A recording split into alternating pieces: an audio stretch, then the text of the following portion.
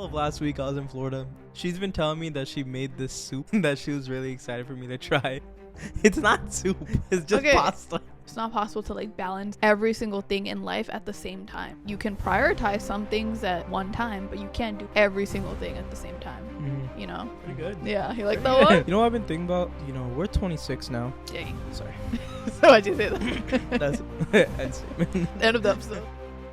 If you are someone who procrastinates and might have low self-esteem, you feel like the world is against you and you have imposter syndrome, then you might be someone that self-sabotages a lot, okay? And this episode might be a little subtweet for you, but this is made with love and it's made for you to get better and understand these tendencies. This episode is very jam-packed and it will make you understand some of the factors that lead to you becoming a self-sabotager when you're older, and it will make you want to be better because a lot of us have gone into toxic relationships and have self-sabotaged our life, our careers, and we are not trying to get to our highest potential when we most definitely can. So this is going to be a wake-up call for you, okay? So if you're interested, make sure to keep on watching or listening. All right, welcome back to our podcast called Difficult-ish, a podcast about different South Asian narratives. I am your co-host, Mahua Khan. I got my daily intake of water today. Yeah, good. And you? It's me today. Black coffee in the Ecuador mug. Mashnoon. See it, hand painted. Yeah, that's it's a me, good one. co-host of Difficult-ish. Yeah. And thank you so much for joining us for this week. Yeah. Without any further ado, like the video, subscribe to the channel, rate the podcast, review the podcast.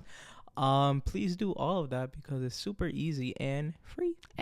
And when we are posting this episode, we just hit like 600 ratings on Spotify. Oh, did we? Which is such a big deal because like that's a lot. Ratings and reviews help us so much with like the growth of the podcast, and then also bringing these conversations to other people, reaching a wider audience. Is so free, so quick to do. So if you have the time to do that, 5 seconds, yeah, do that. Please just like hit a little star. Do that for that. It helps a lot. Do that for me. But yeah, let's get into it. How are we doing today? Yeah, what's up? How you been?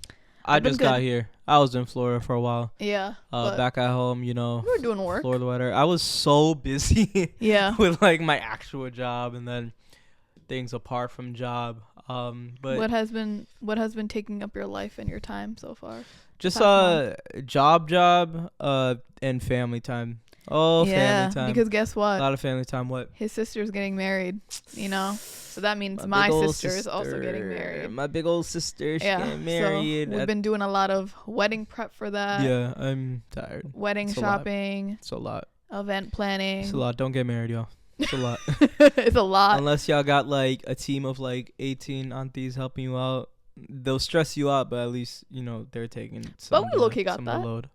Huh? We low-key got like not a team. Aunties. Not aunties, but like people that are helping out. we got some heavy hitters, thank God. Like, but it's not a big group by any means. I feel like when our wedding season time comes around, we're gonna have so many different episode topics that I'm excited about, because like as we're stressing through it, we'll obviously like talk it out. Like there's gonna be probably a whole episode on just like planning a wedding and like the community effort that goes into it, but also just like the mental capacity it takes, right? A lot. And then on top of that, we'll talk about like just Bangli weddings, South Asian wedding cultures in general. There's no rush, y'all. There's a lot involved. Take your time. Yeah. Take your time. But yeah, I've been busy time, you know, family time. We're doing like a lot of like the dancing actually. Right? We're planning. You're gonna be the choreographer. I'm choreographer, y'all. Hey, yeah, you just did the wave. Yeah, I'm choreoing the whole dance. Are you ready for that? I'm also like emceeing like a portion of it. Are you? I don't know if I told you like you too didn't. much about you it. didn't tell me that. I mean, there's the DJ who's gonna be the MC, but I'm gonna like introduce the bride and groom like into like the reception space. Wow, yeah, like as a married couple. Yeah. Okay. Yes. Cool. So like before that, we're gonna play like the little like gate game. What's it called? The gate game. I forgot what the name of the actual thing is. No, Mister for my sister. You know, like the like pay up. Yeah, pay up. No honey without money. Yeah, that's a good one. Yeah, we're gonna be playing those games. And then after that, you know, after he pays up, and you know, how do you even know? I'm taxing him. How do you even know how much to charge for that? Like there are so many things. No, but it's like he doesn't. He's not the one that thinks about the amount and the price. It's like the bride side that thinks about Yeah, exactly. how much they have to pay. Yeah. So it's like, how do you even price that? Put them on a payment plan. Yeah, literally.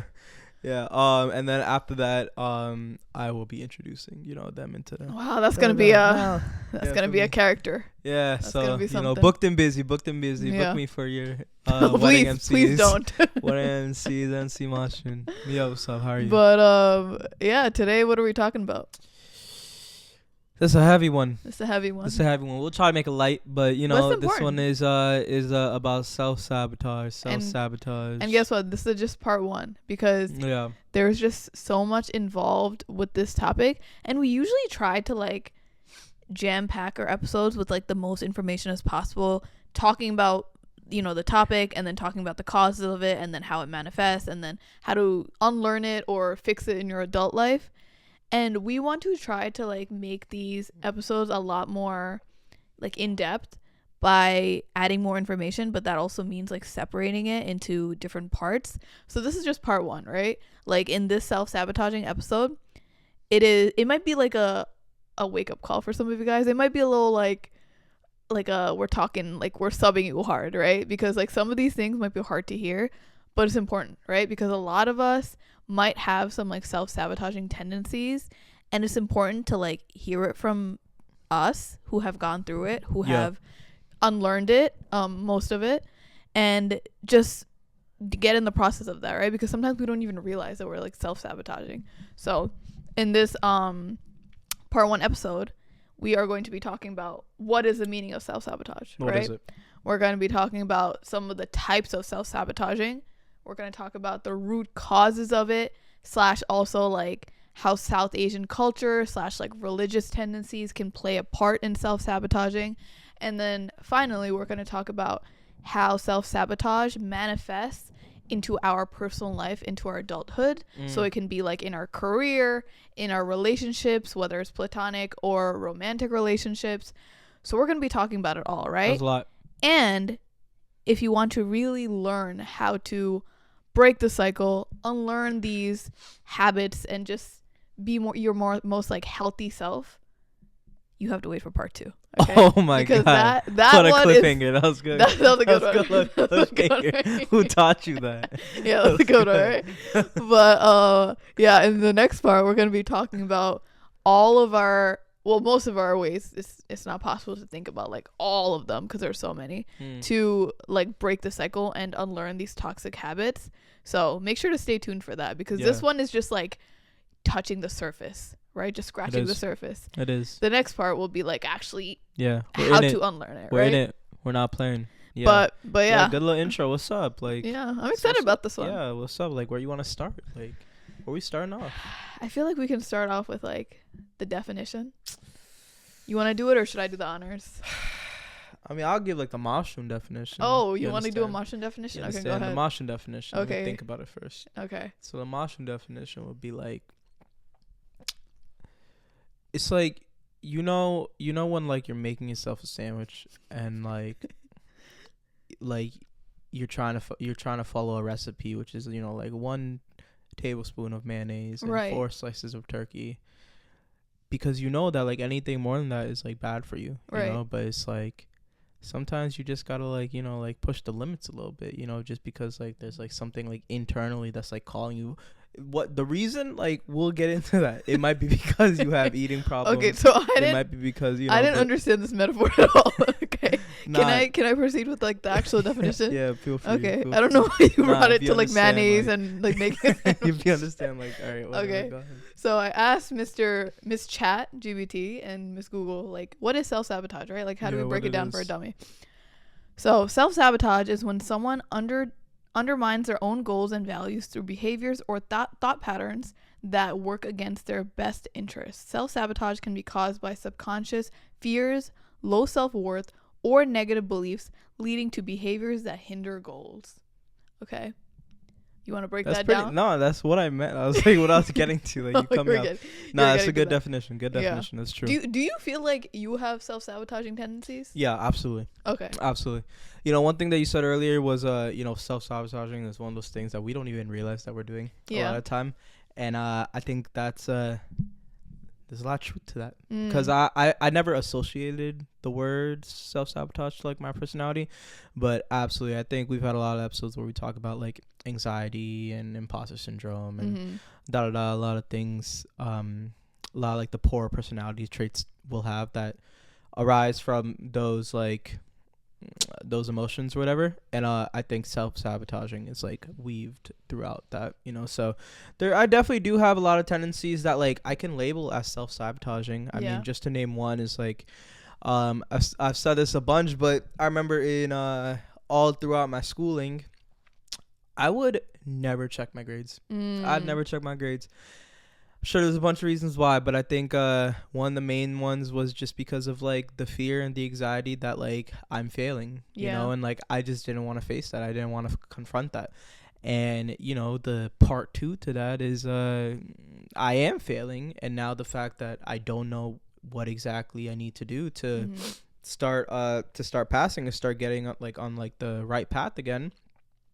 I don't know how to get on the right path because I'm not checking, and I'm not checking because, you know, so all of this can be like labeled as like self-sabotage. So absolutely, I think I have done, and I don't think I do it too much anymore. You know, maybe some things here and there I can label it that, but definitely growing up, I think I struggled with this a lot.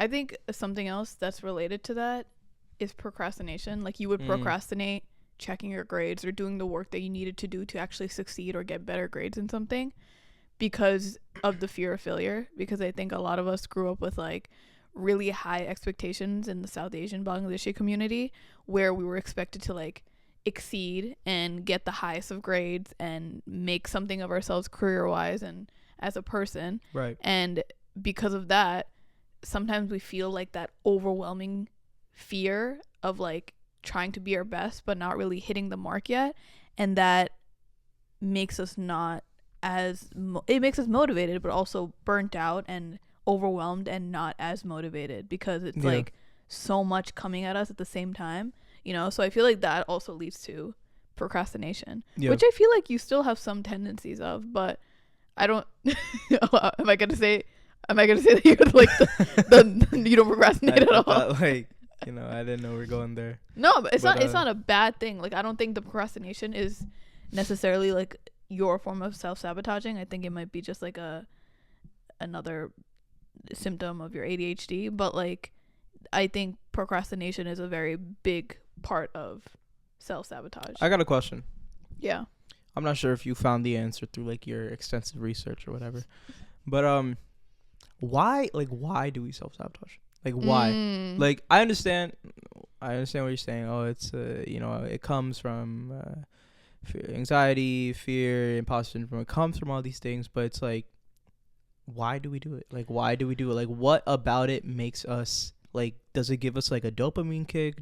I don't think it does, because it's like it's the opposite of like, a dopamine kick. I mean, I think there are so many like different root causes to it. Like what you said, there's a fear of failure, but there's also a fear of success, and then especially if you grow up with like low self-esteem, I think you bring that into your adulthood, you know? Like if you forever just see toxic relationships around you, like your parents didn't have the best relationship, you didn't see much of like healthy, happy relationships in media, you're going to grow up feeling like that's the expectation, that's what you deserve, and like so low self-esteem makes you feel like you don't deserve to have like a happy, safe, soft life, right? And that can like hinder you in your career. Like you might feel like you don't deserve to have like the CEO position, you don't deserve to have like the highest position, and you might feel like you don't deserve to be in like a space that you're in work-wise, or even the relationship, right?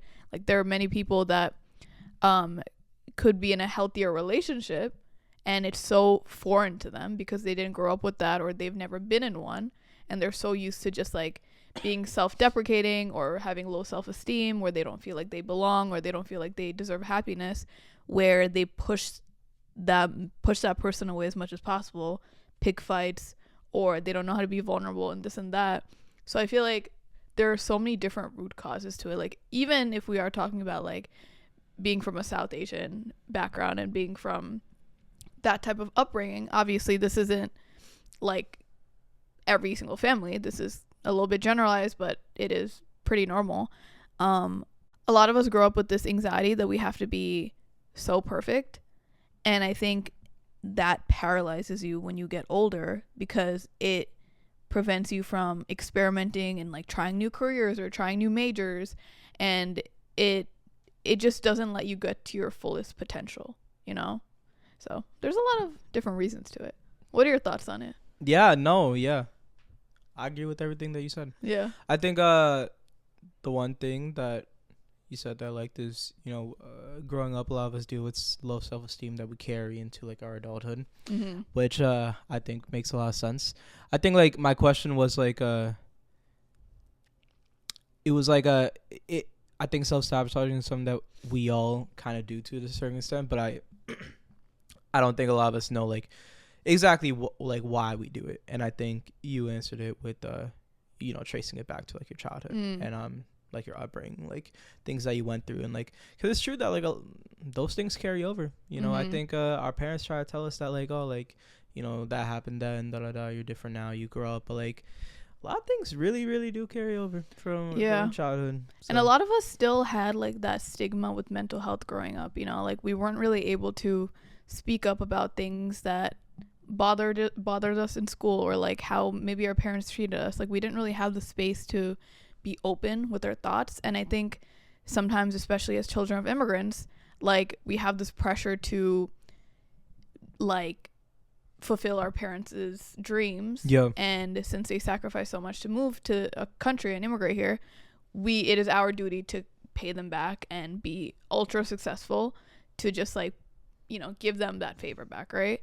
And because of things like that, there's like this very high pressure, and it leads to like it leads to you not knowing how to express your feelings, and then feeling very low, and you're hard on yourself if you don't accomplish that much, right? Like I remember back in the day, and it's still hard for me sometimes now, where if I'm not doing every single thing on my to-do list, like crossing everything off related to my future success, I'm very hard on myself, because I'm like, oh dang, just because I didn't do the 1 out of the 7 things that I need to do today, this whole day was a waste, and I did nothing of value today, which is not the right mindset to have. Yeah. But I feel like when you are taught to do like 110% and be better than your white counterparts, and just like do the most to be successful and pay them back, because you're trying to set up your life for success, but then you're also trying to set up your parents' life for success. Yeah. And then we talked about this in the Parentified episode, but like if you're the eldest daughter or the eldest child, you're also trying to like help out your younger siblings, right?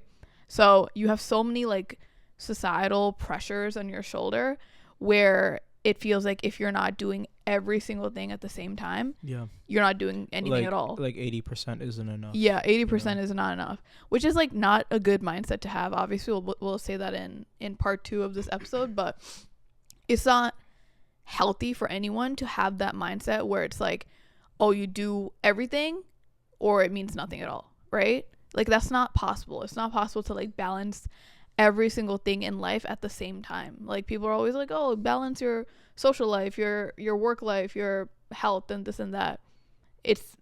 You can prioritize some things at one time, but you can't do every single thing at the same time. So I think that's important to know. Pretty good. Yeah, you like that one? No, what are your thoughts on that one? Pretty good. Procrastination is such a big thing, big telltale sign that you might have self-sabotaging tendencies, because you're just like hard on yourself, and you have this paralyzing feeling that you can't reach the final result, final destination of perfection, and it prevents you from doing anything, right? So it's important to like build these routines and make sacrifices sometimes to build that discipline, right? Like for example, if I know that I want to become a successful business owner, I'm gonna sometimes wake up early in the morning and do things that I don't necessarily like to build this business from the ground up, and that might mean me sacrificing like a good night of sleep sometimes, or like me sacrificing social life, which happens a lot, right? And again, like it's really hard to balance everything at the same time, and even if you are striving to do that, that sometimes might be you taking too much of a bite of something that isn't really possible, which might overwhelm you even more and make you procrastinate even more, you know? Because it's like, if you put too much on your plate because you're so overly ambitious, it's important to be ambitious, but if you're trying to do too much at the same time, you're actually not doing get stuffed. Anything at all. What was that? Oh, sorry. No, what was that? No, like if you got too much on your plate, you're gonna get like stuffed. Wow, no, that was a good one. And then you like, you got the itis, you know, and then you have to take like a nap. And then you're burnt out. And now you're burnt out. Now you can't do anything for the rest of the day. Yeah, you can relate. You can relate. I get it. I like the way you broke that down. Yeah, I didn't really break it up. That was you. Got to me. That was the one that you broke it up. Okay. That one got to me. You have any thoughts on that? Yeah, I mean, what it was about like the the relationships. You want to talk about that next? Yeah. So like, how do you think that it manifests in like career or relationships and things like that, like self-sabotaging tendencies? And have you ever had those type of tendencies in your career or life relationships? Yeah, you know, I was we actually talked about this recently. I talked about it with my friend when it comes to like the career. I've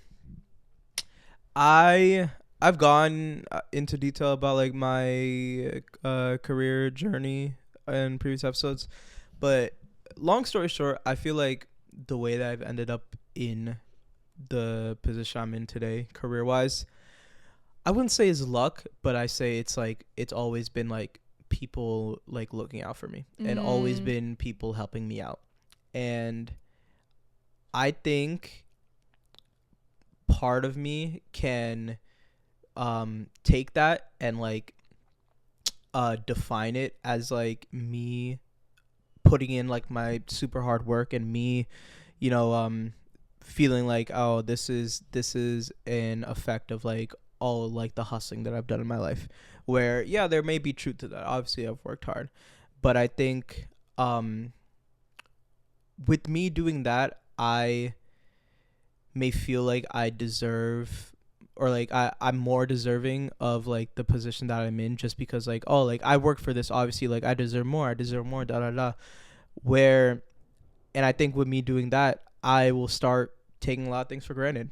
I will start taking the job that I have for granted. I will start taking, you know, like the relationships that I have and just like, you know, how much I'm worth like for granted. And I think with me doing that, I could start getting like really lousy at my job. And I say all this to say, like, I think because of like the career journey I've had, I can get really lousy with my positions and be a very like C+ type of worker, just because like my mind automatically goes to like, oh, like someone else is gonna help me out, someone else is gonna, you know, I'll be okay.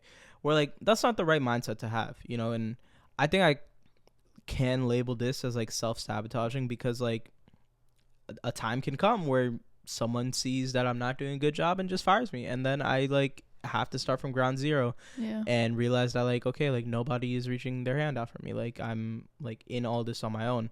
So I think that's one thing I'm trying to unlearn, that like I talked to you about, is like I don't want to take your blessings for granted. Like I don't want to disrespect my blessings anymore, and like I want to make sure to like, you know, make the people who have helped me proud instead of like disrespecting them by doing like a lousy job, you know? I think that is like a bracket of imposter syndrome though, because it's like you're crediting a lot of your success and, you know, job history to good luck and just good fortune, instead of your actual hard work and your degree and all the steps that you took to reach those goals. I think there was a combination of both, where there was some luck associated with it, where you made the right connections, but there's also a lot of hard work associated with it, and like you have the experience and credentials to qualify for the work that you do, you know.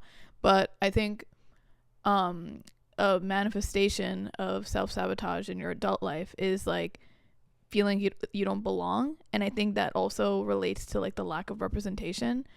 Obviously there are so many doctors and lawyers and engineers and South Asian people in those fields, which is great, but I think since we didn't have like any direct relations or connections to those higher up people, it made us feel like we don't really deserve it, like, you know, our parents don't work, things like that.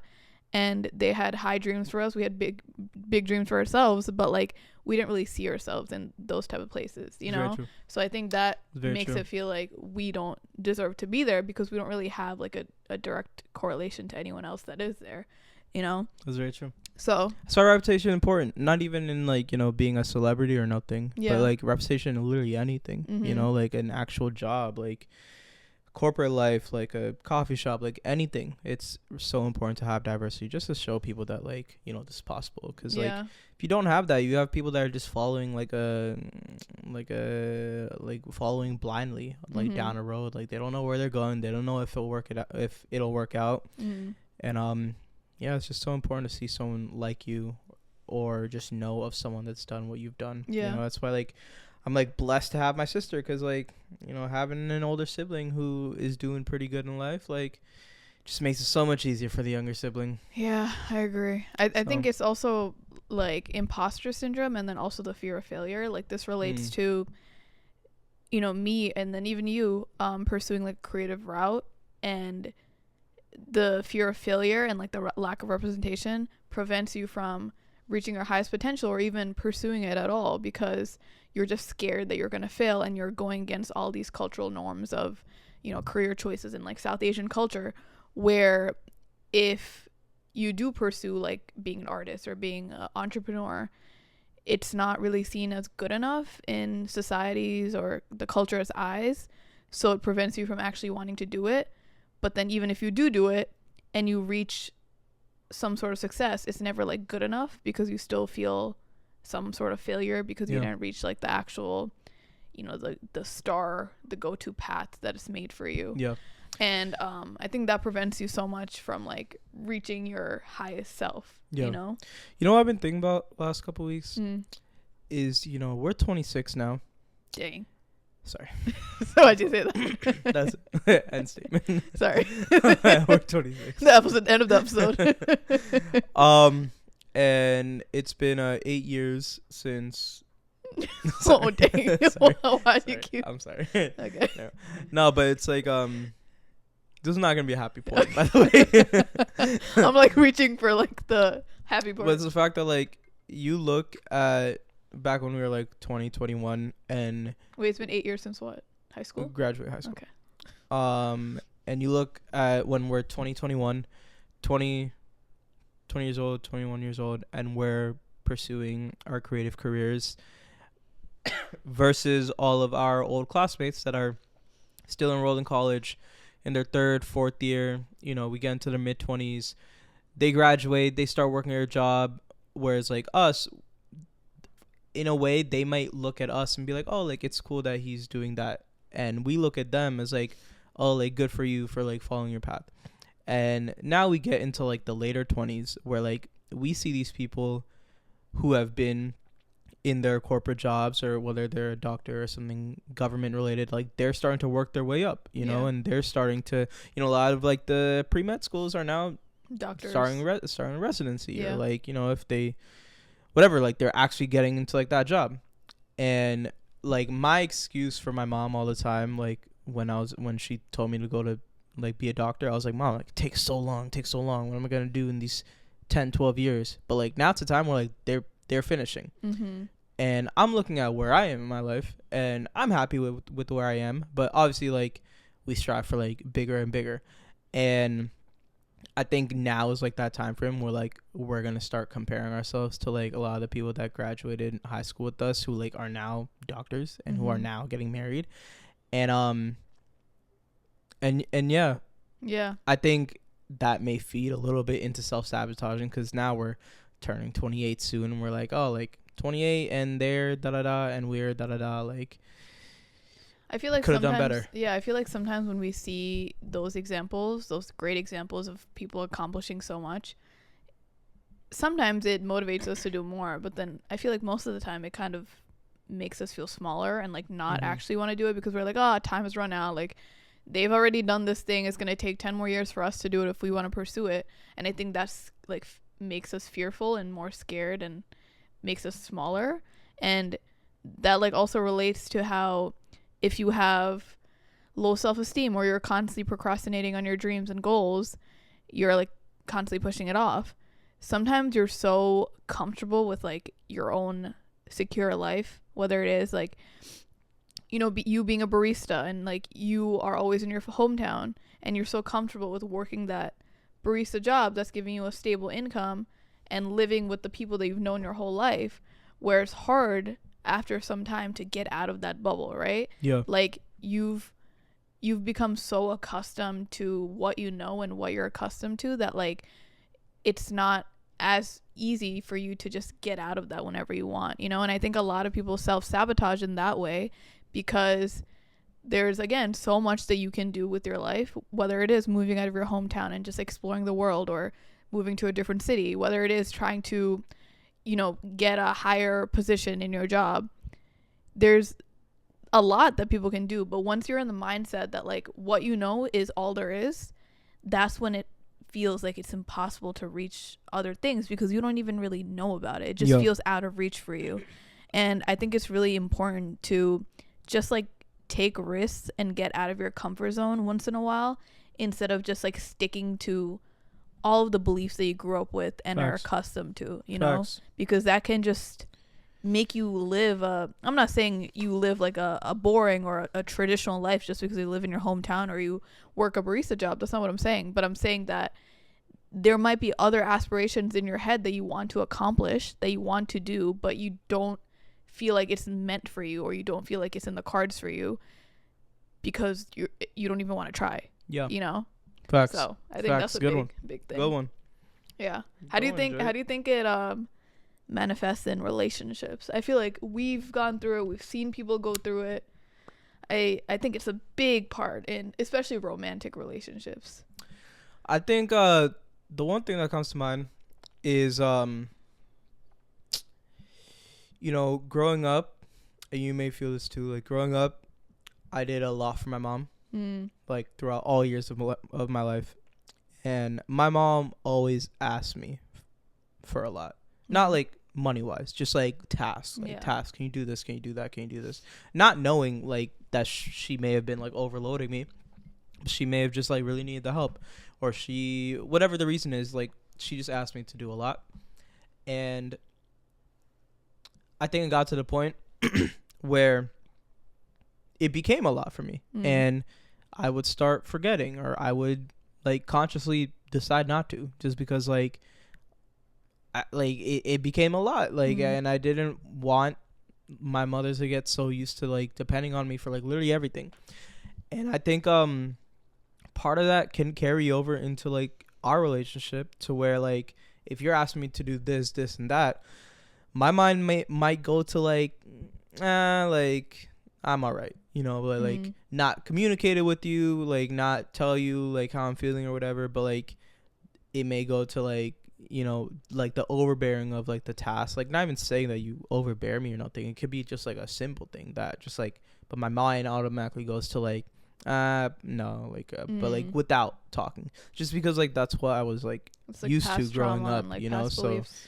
And like I know that's not right, you know, like I know that like, okay, if I'm not gonna do something, let me just tell her, instead of like say I'm gonna do it and just not knowing that I'm not, you know. But it's like, it's kind of where like the self-sabotage like feeds into this. It's like, you know, doing things subconsciously, not knowing that they're right or wrong. It's just like the way that we go about living our lives due to like what we grew up with, yeah, you know. So but I think something that we've been trying to be better with in our relationship is like more communication, instead of just like holding things to ourselves, because I think you are kind of like a grieve in silence type of person, whereas I'm the type of person to like try to talk it out, you know.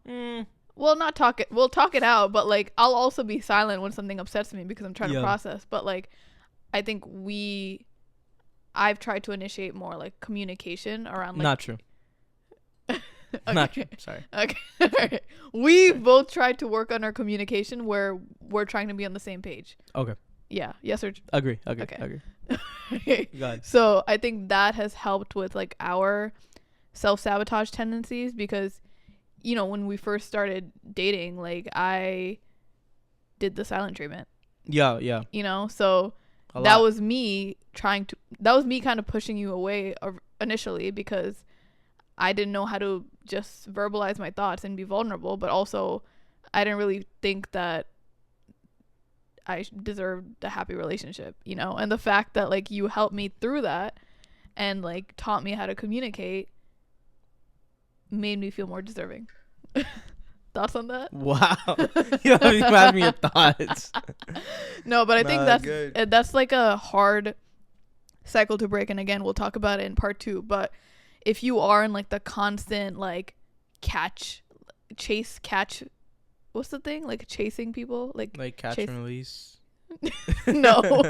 Like if you're in the constant phase of like being in like the highs of being like going for someone and them coming for you, and you're obsessed with like that dopamine release of like toxic relations. That's what it's called. Well, that wasn't what I was trying to say, but like you're in the obsessed phase of like the toxic tendencies, and it makes your heart race, and you're like, yeah, I love crazy drama and this and that.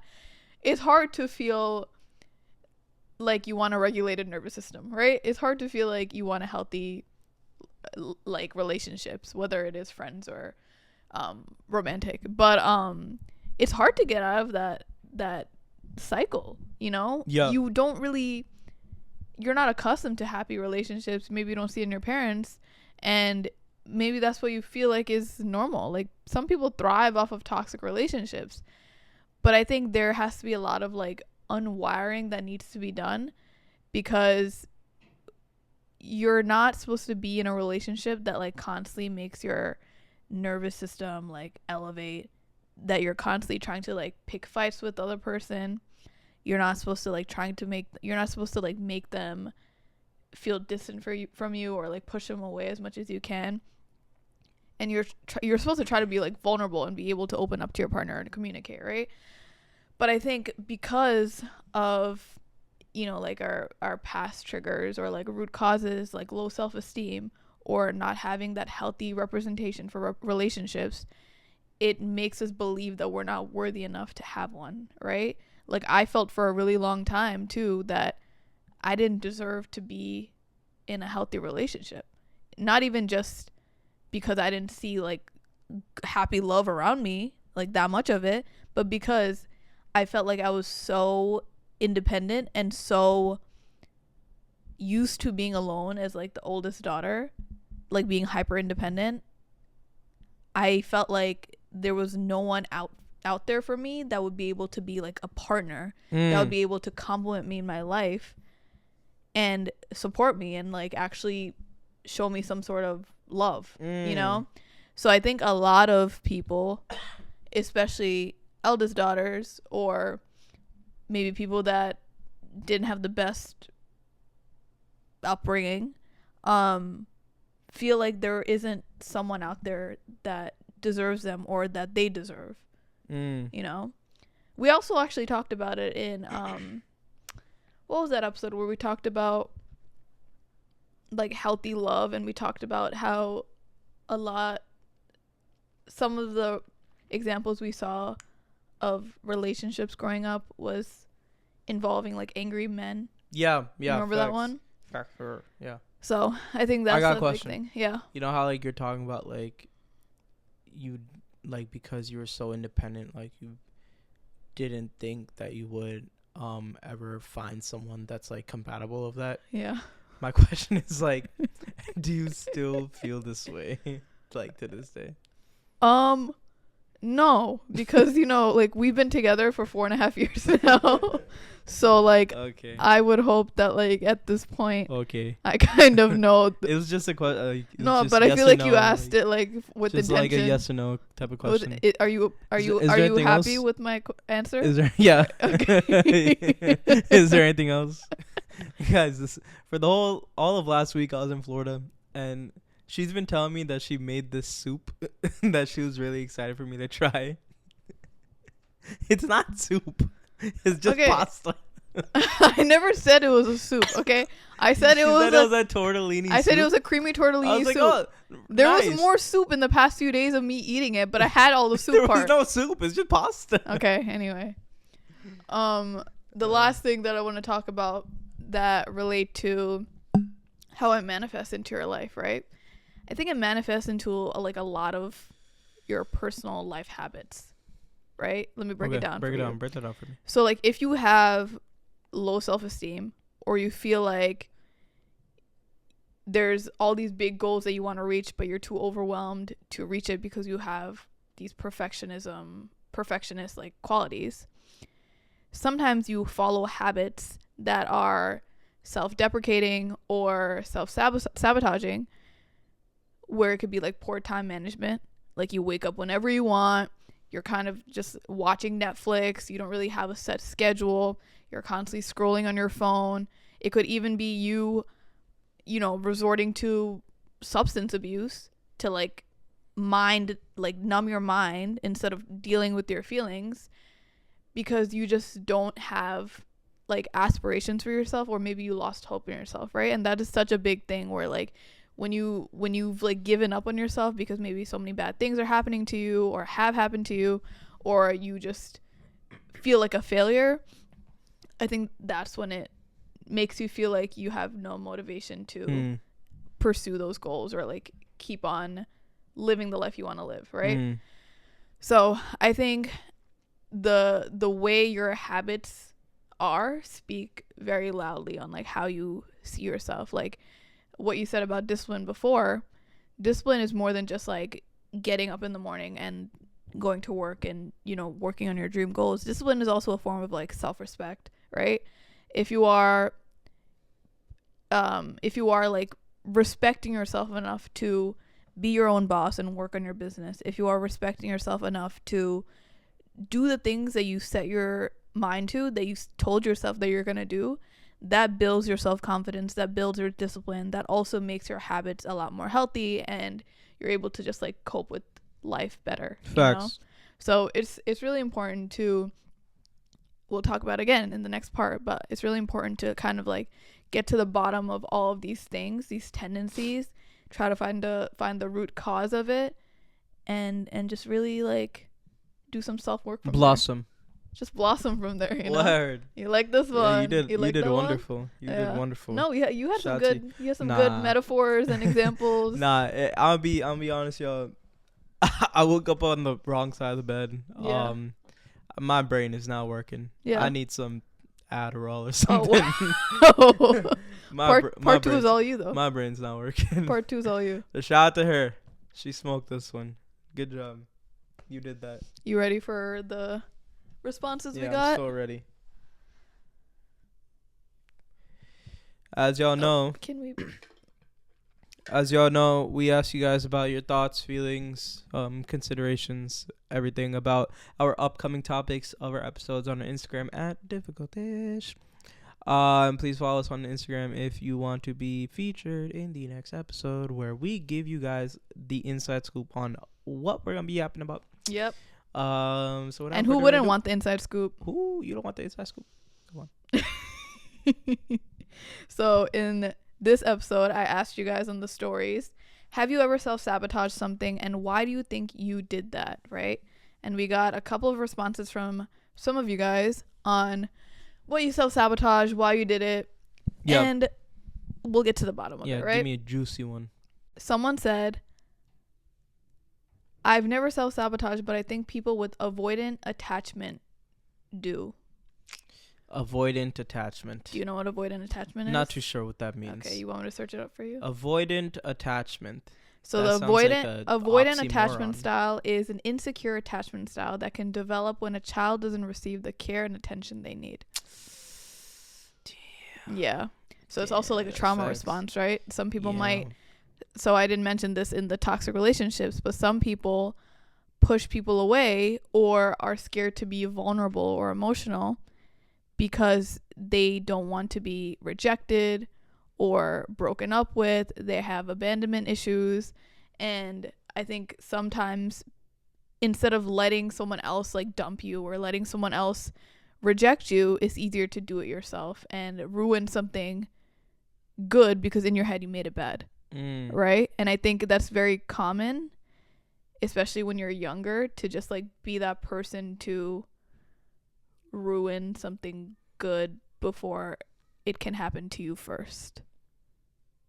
You have No, sorry. I'm thinking about something else. What the hell are you thinking? Sorry, I'm thinking about something else. What can you possibly be thinking about right now? It's not relevant at all. Okay. You're getting mad at me. He really does need Adderall. Okay. What the hell? No, genuinely, did you hear anything I just said? Yeah. I was Can you put that away? Okay, sorry. Go ahead. Someone said every relationship because I'm worried that they won't like me as much as I like them, and then I distance myself. Relationships. Yeah.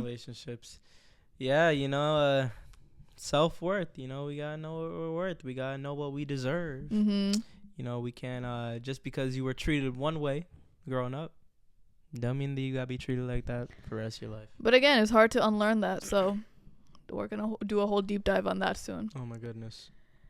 Someone said yes, because I don't deserve good things. Oh. Yeah, I think that's a very big belief that many of us might have grown up with regarding like imposter syndrome, and then also low self-esteem, and then having these really high expectations put on us, where as we grow up we feel like we're not good enough to deserve the life that we want. Yeah. And it really hinders us from like reaching our fullest potential. So I think it's really important to just do like positive self-talk with that. Like for example, sometimes it's hard for me to feel like I made it or feel like I deserve to be in the position that I'm in, whether it is traveling or within my business, because I'm constantly like striving for the best and trying to do more than what I already have. And I try to negate the really bad self-talk I might have. It's a lot easier for me to do it now because I've just rewired my brain.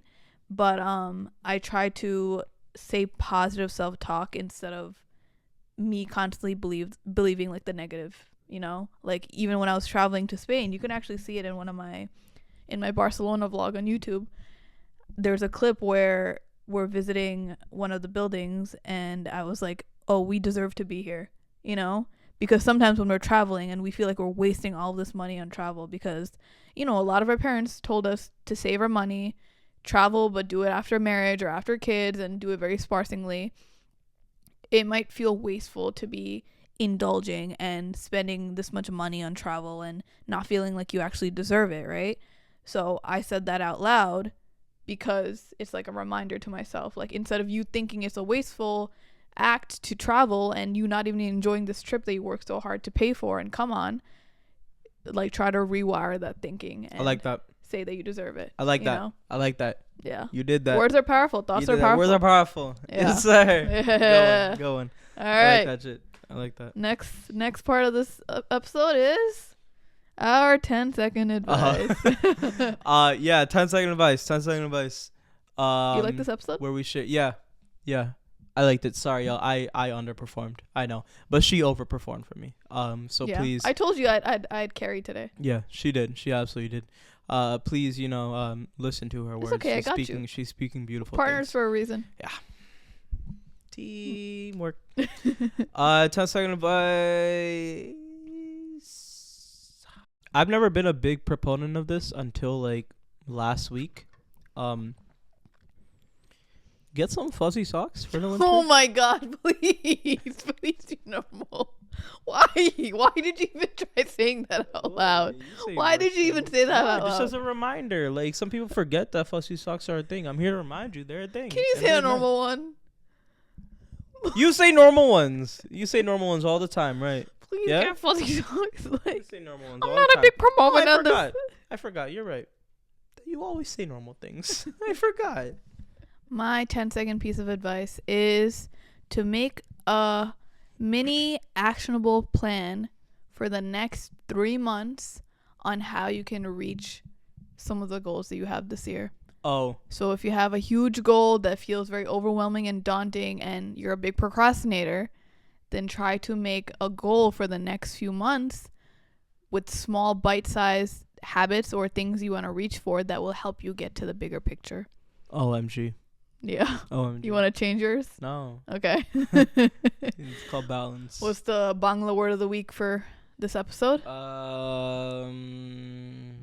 The word of the day is bondhu. Bondhu. That means friend. Since we talked about relationships and friendships and this and that. Bondhu means friend in Bangla. Otherwise known as Bandubi. Oh, Bandubi. We got options. Yeah. Dost. We got options. But if you guys listened this far, thank you so much. We hope you guys enjoyed this episode. Yeah. Make sure to stay tuned for part 2 because that's like the juicy part, okay? That's where we're going to talk about all of the ways to actually unlearn this because we just put a lot of information in your face. It might be subtweeting you a little bit, but we hope that you take it with love, okay? And if you listen this far, make sure to comment the holding hands emoji. Oh wow.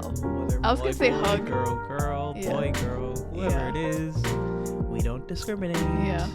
Drop down one of those, any skin color, and we'll see you next time. We love you. Allah Hafiz. Difficult dish.